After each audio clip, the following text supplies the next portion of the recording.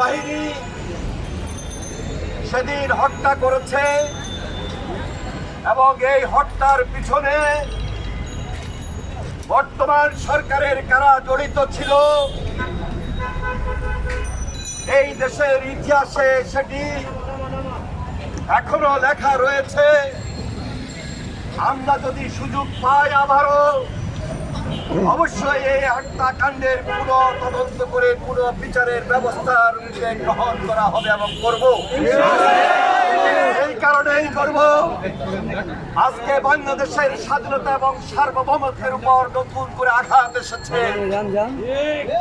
ওই রাষ্ট্রপতি জিয়া রহমান সেদিন যদি মুক্তিযুদ্ধে অংশগ্রহণ না করতেন, সেদিন যদি তিনি মুক্তিযুদ্ধের ঘোষণা না দিতেন, স্বাধীনতার ঘোষণা না দিতেন, আজকে স্বাধীন বাংলাদেশ আমরা পেতাম না।